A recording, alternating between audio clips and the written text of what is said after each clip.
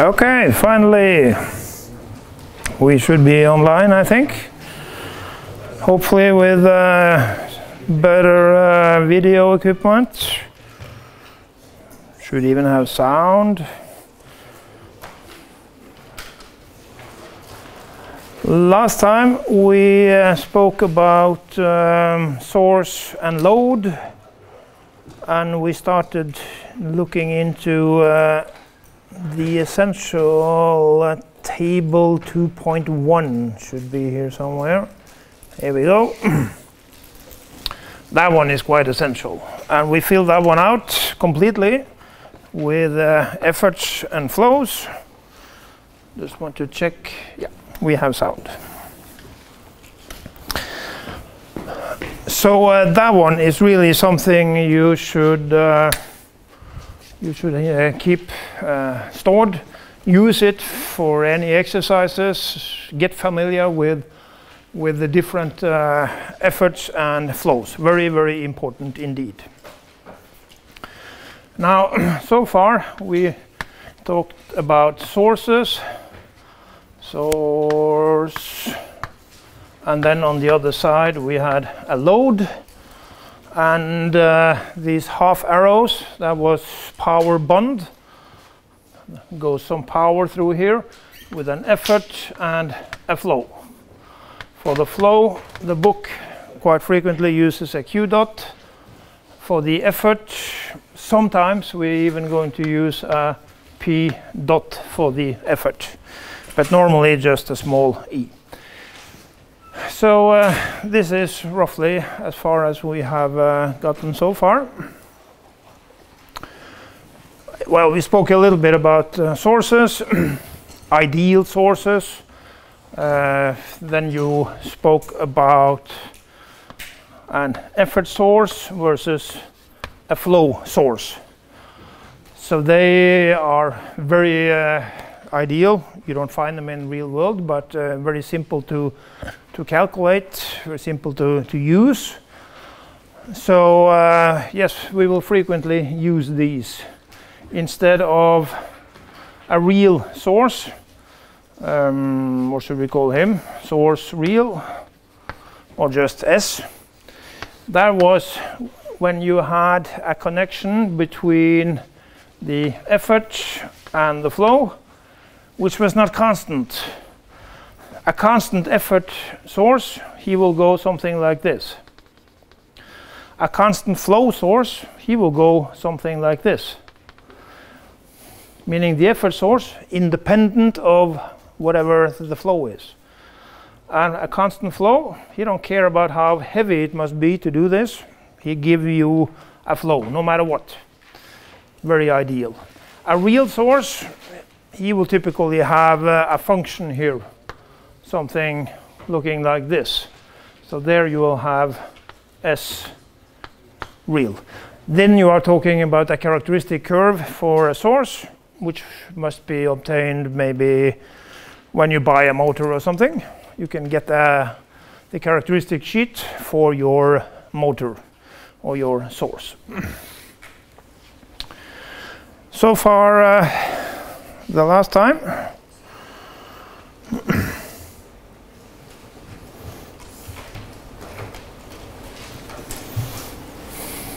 Any questions so far before we begin here? It's okay. You have been given exercise 2 on the home page. I'll come back to that a little later. So this is also in preparation for exercise 2. Not that you have to be finished with exercise 1 already. There's still time to deliver it. So we still, on Friday, will be guidance on both exercise 1 and 2. More of that later. Now, about the load. Load.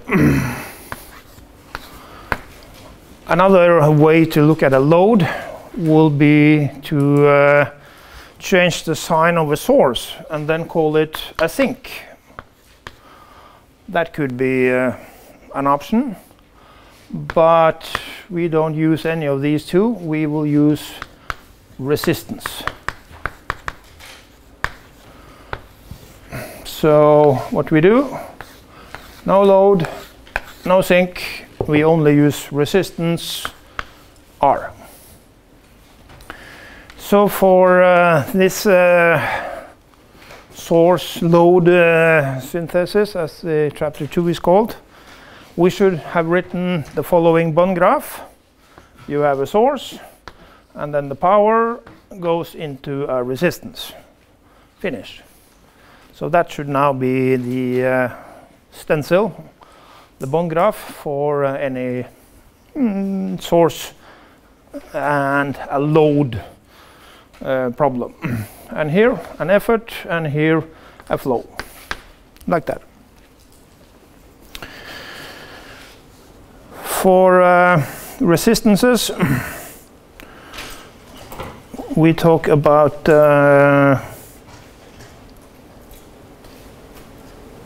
linear and nonlinear by all means. Important. If nobody tells you otherwise, a resistance is then frequently and very easy would be if it were a linear resistance. So linear resistances, very easy to calculate, easy to handle. Linear resistance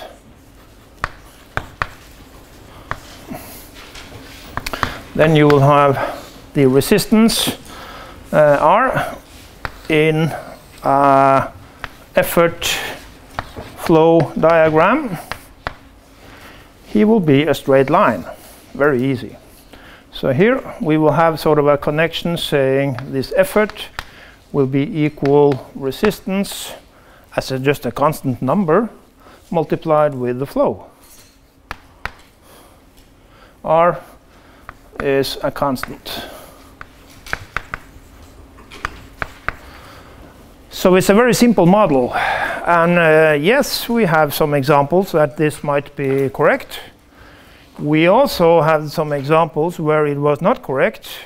If you can recall the example we had last time, this sprinkler and the load problem.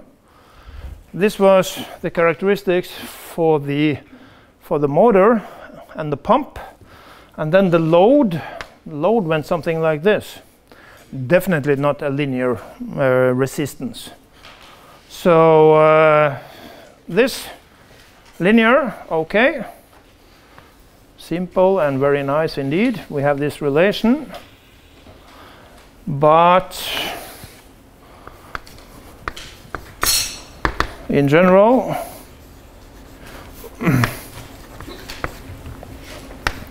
R can be anything, which then says the effort will be some function of what should we write? Effort must be R as a function of a whole bunch of things multiplied with a Q dot. We write it on this form anyway. It might here be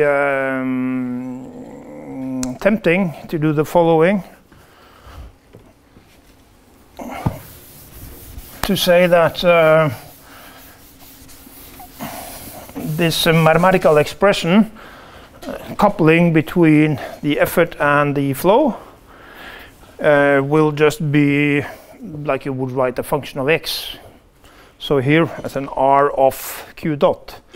But he can be a function of a lot of different things. So let's do with an example.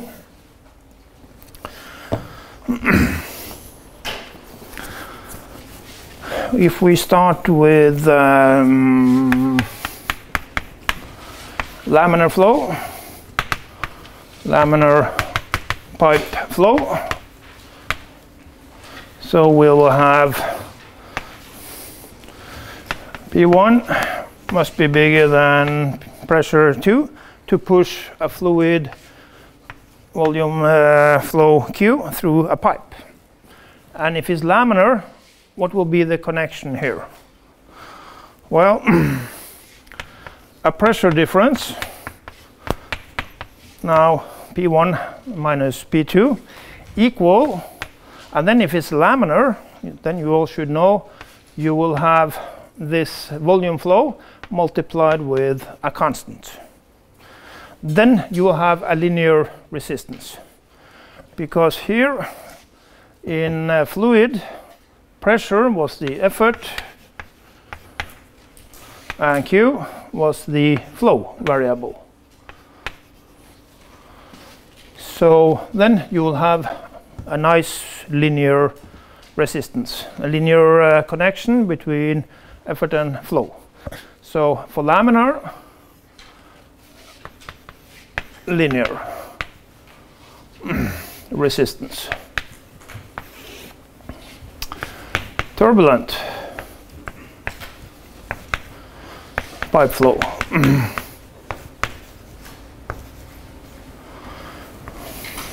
That's more tricky. If you can recall from fluid mechanics, Bernoulli with losses, then we need a model for the loss. But a crude way to think, delta P equals Q squared times a constant. So this is a very simple model. A better model might be not squared, but 1.8, 1.9, depending on the turbulence model, depending on a lot. But if you can recall the Moody diagram for large Reynolds numbers, then the friction factor actually becomes independent of the Reynolds number. Then this is actually quite correct. The resistance, the pressure drop will be proportional to the velocity squared times a constant. So how would this fit with our equation here? I still want the equation on this form, sort of a linear form, but this R is not a constant anymore. So how should I write it? Well, then I have to do it something like this. I take 1Q alone, and then I multiply it with another Q times R. Then I can group these two together and say, okay, they are my resistance function in this problem. I have a constant multiplied with the flow. So maybe you should call him R marked or something. And then we can baptize him just a plain R. So the resistance R does not have to be a constant by all means.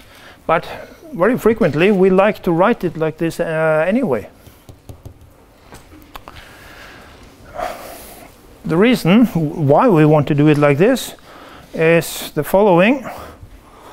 When we will construct bond graphs, big and nasty bond graphs, we have a lot of different elements inside one single bond graph.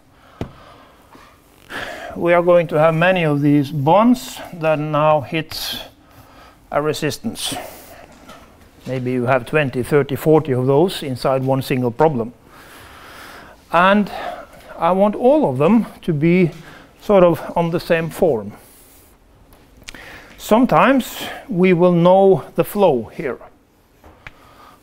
So the flow sort of travels in this direction, hitting this R, and what are you left? Well, then you can obtain what effort is needed to have this flow.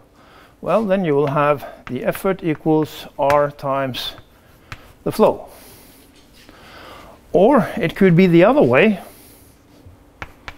You know the effort. Now the effort is traveling in this direction. Then we have to go the other way around. Go through the R, and then, okay, what's the corresponding flow? Okay, it's the same equation, of course. You just isolate the flow. So then you write here the effort divided by R, 1 over R. So we are going to go both ways, back and forth. And we will do it like this, R times F and effort over R. regardless of what this function might be. Constant, that's nice, but it doesn't have to be. It can be actually any function. And it doesn't have to be a function just of, like we had it here. Here he was a function of the flow variable. He could be a function of a mix between the flow and the effort and maybe other parameters as well. He can be a function of, I don't know, temperature, time of day, whatever. So he can be a function of a lot of different things. But we will always keep it like this. We want this kind of this coupling between effort and flow, regardless of if he is a constant or a big nasty function. Okay?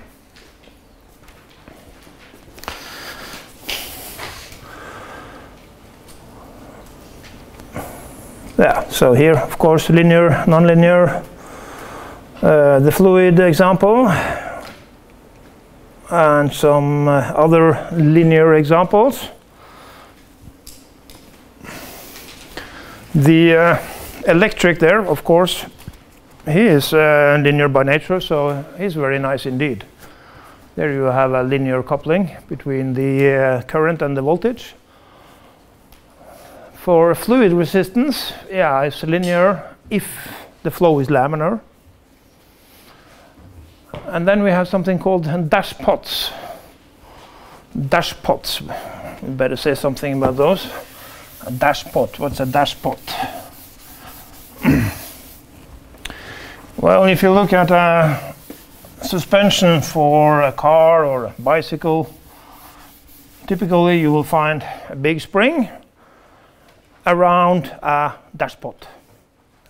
Dashpot we called a damper.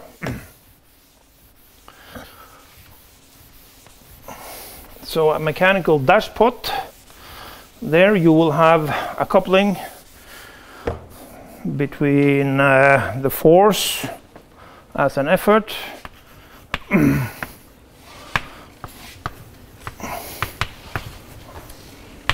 and the flow in mechanics, that is then the velocity. So mechanical resistance, a dashpot. And the symbol, you draw it like this. Very easy. So it's meant to be a liquid-filled chamber with a very narrow opening. So actually we should have drawn it something like this. Then you fill this with oil, and then this piston, when he moves back and forth, you will have some viscous resistance force, which then should be laminar, hence linear resistance. So here you will have then a resistance, the effort in mechanics, that is a force, and the flow, that's the velocity, like that. And the coupling, well, if it's linear, then it's very simple. Resistance times velocity, where R is just a number, constant. That is a linear damper for you. Very simple.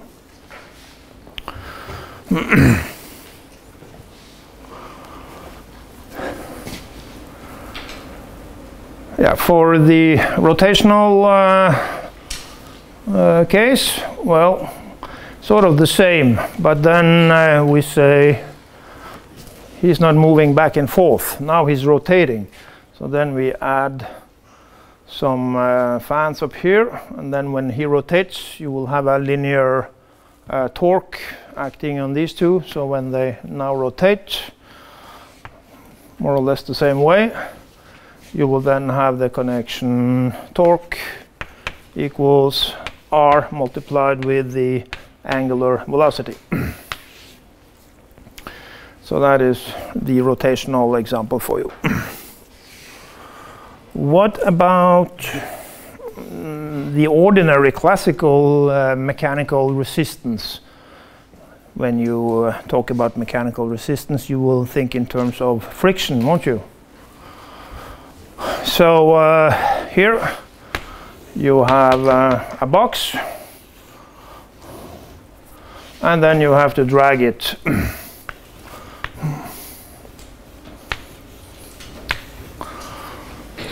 Then of course you use a force, F vector, and here you will have a resistance force, and in mechanics also you use an R. What about this problem? Okay, first of all you decompose, and then you say F in the x direction, that equals the F vector with cosine to this angle. It's only the force in the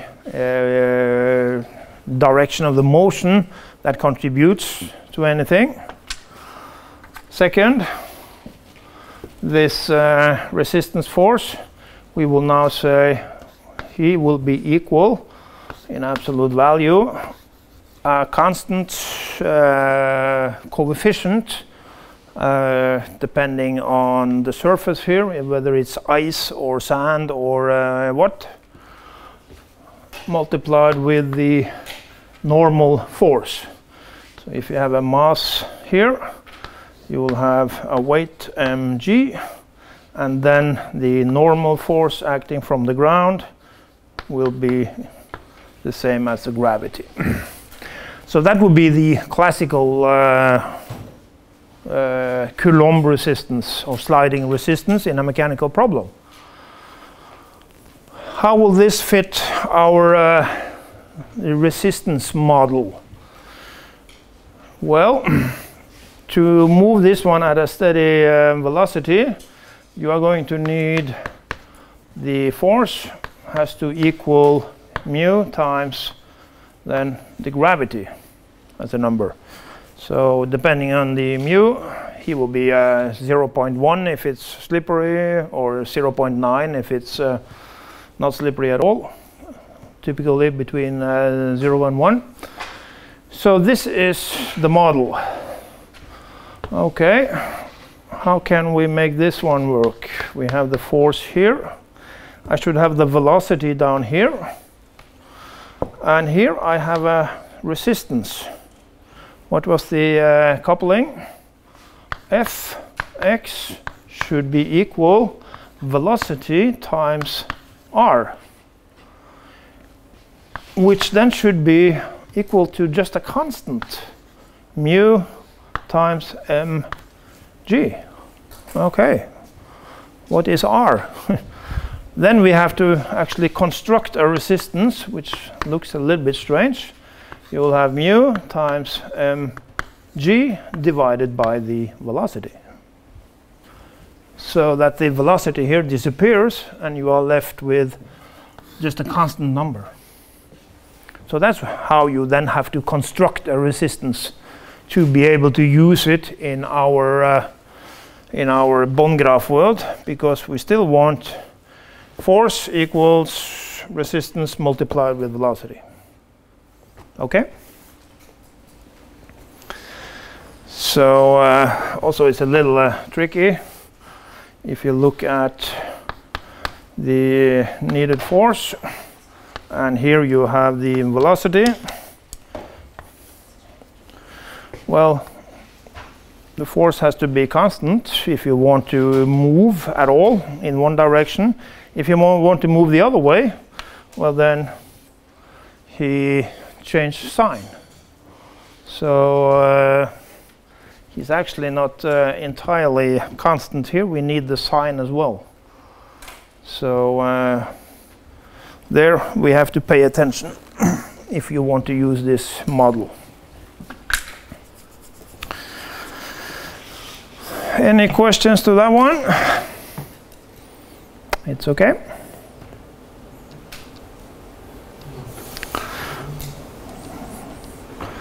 Yeah, several examples here for nonlinear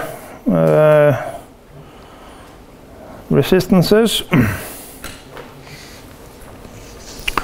Then some examples. This we have looked at already, and we are now going to peek into what is called ideal machines. Transformers and gyrators.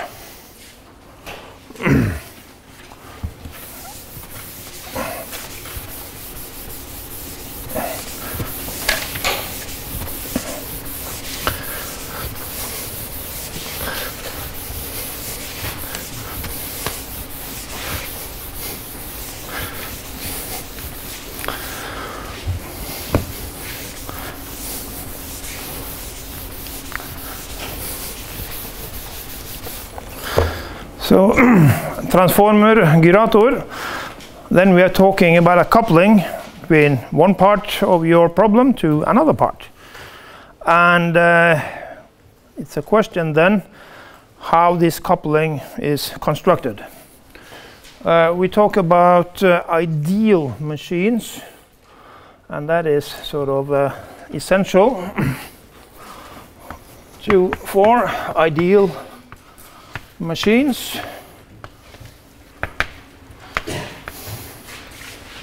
Ideal means no loss of power. No loss of power. No loss of power.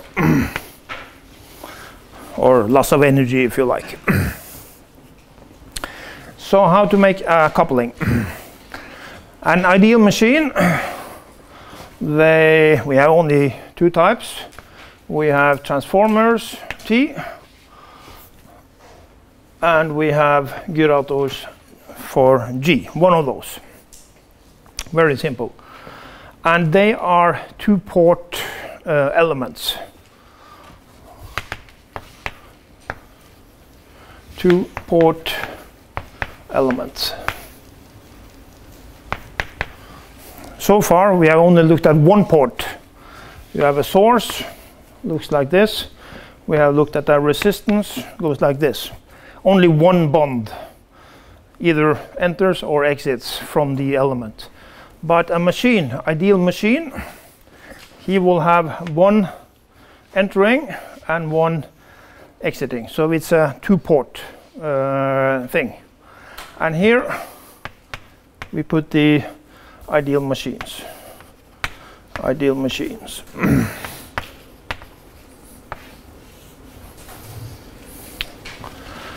So what is entering then will be some effort 1 and flow number 1, and on the other side you find effort number 2 and flow number 2.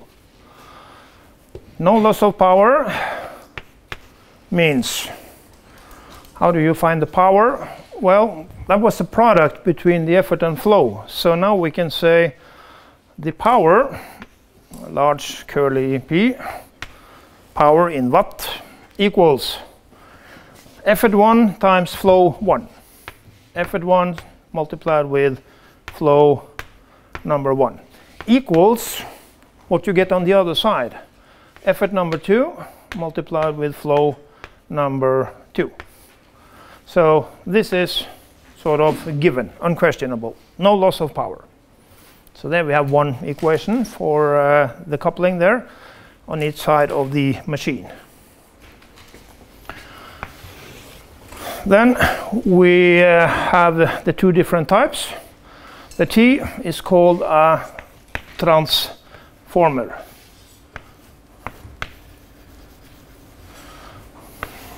Transformer, and it's not a Japanese manga or something like that. It's actually typically a gear. You change some of the parameters, the flow and the effort, to something else. So transformer T, there you have the following coupling. Here you just write a T, and then if you have an say a flow Q dot 1 here, on the other side you will then have Q dot number 2 equal this value of T, whatever that might be, multiplied with Q number 1. So that is the connection there. The flow is sort of transformed to something else. This T may or may not be a constant. Quite frequently it will be just a single number, constant number, but it can also be a function of maybe the flow or some other parameters. But for now, just think of it as a number. So if the number were to be 2, okay, then you have doubled the flow. If you had a velocity here of 1 meters per second, on the other side, now you have 2. How's that possible? Well, think of a fluid problem, for instance. Here you have a pipe flow, volume flow Q, and then we make a small contraction on the pipe. Well, it's still the same Q, but the velocity might be doubled, for instance. We see more of these examples later on. Now, if I now have sort of defined the transformer this way, sort of a definition of the transformer, the flow number 2 is just a T multiplied with flow number 1. What then about the efforts? Well, here I have, say, an effort number 2. What will the effort number 1 be? Well, you can use this equation here. The power now is Q dot 2 multiplied with effort 2 equals, now Q number 2 we can replace with transformer Q dot 1 and then multiplied with effort 2 must now be equal Q dot 1, the flow here, and then the unknown effort 1 multiplied with effort 1. So from this expression you see the flow number 1, he falls, and now the effort 1 equals T multiplied with effort number 2. So here you can choose either one of these two as a sort of a definition of the transformer. The other coupling will be given by the demand no loss of power. So this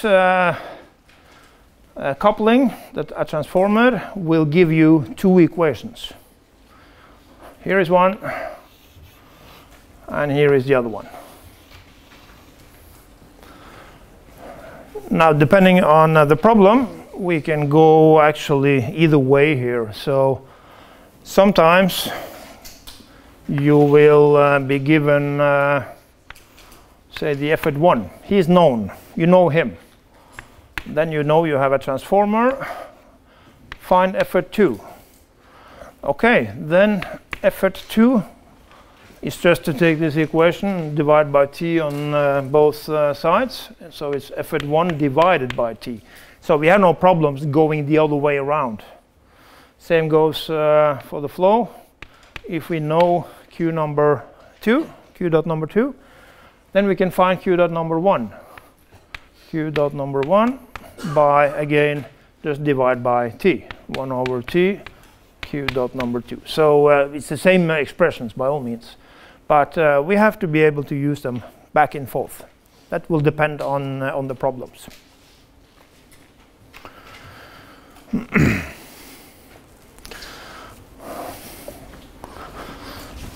So some examples.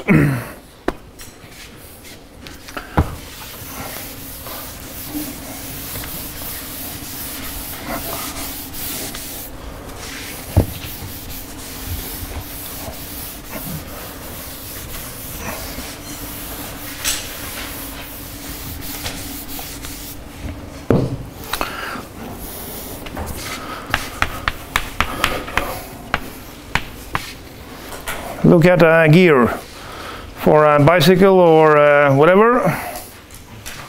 Here you have one wheel and then you have a number of teeth, and then here you have another wheel, maybe a bigger one, and then some teeth that goes like this.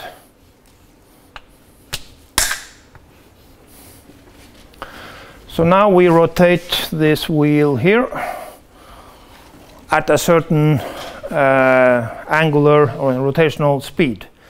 So here we will have a phi dot, angular velocity number 1.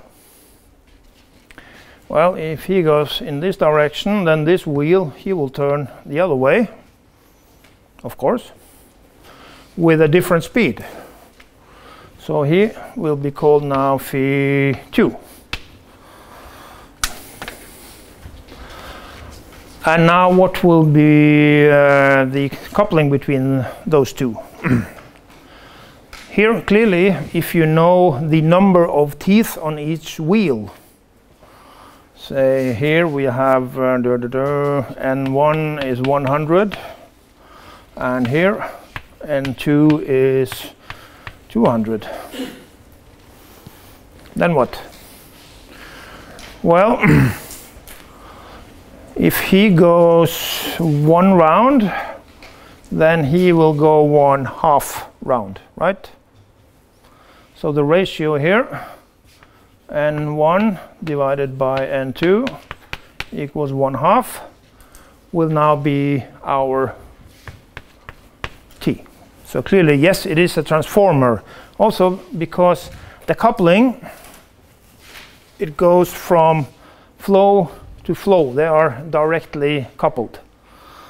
Another way to do this, not with teeth, but if you have, say, a small wheel, and then you have a bigger wheel, and then you have a chain around them like this, then it will be a question of the radius. Radius 1 versus radius 2. That will be the same.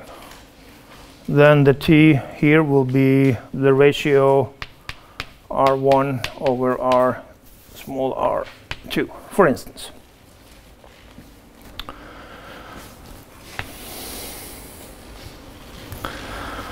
Another example, if we now do the following, a hydraulic system.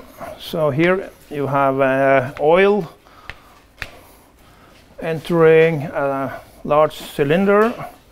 Inside the cylinder you have a piston or a ram, and then this one can move this way, and here we have an area A.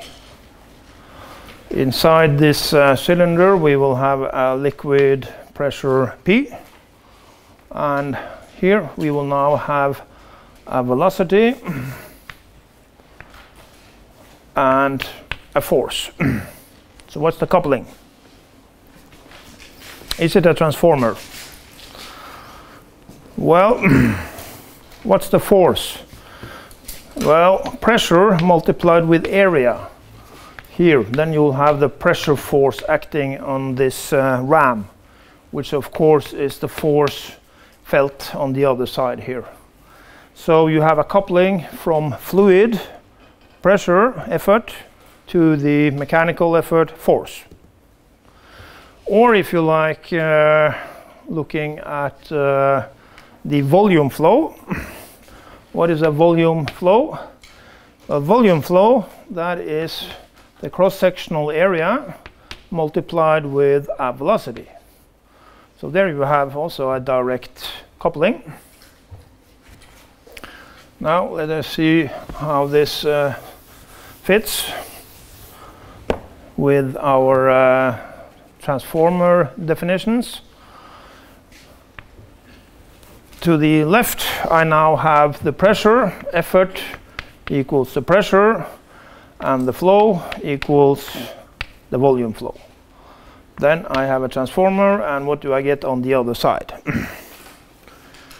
Well, the flow on the mechanical part, it's a velocity. So here I will have velocity. And what is a velocity? Well, it's a coupling here. I have to divide by A.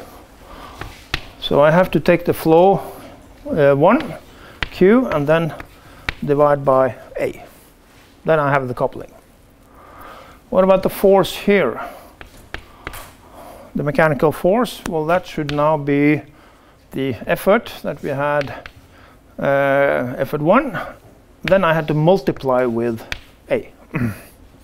If you now compare the expressions, okay, what will our transformer be?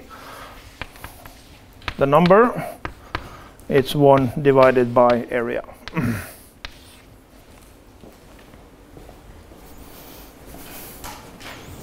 Everybody agree on that one? That is good. What if I went the other way? Say I'm sort of thinking in terms of positive to the left here.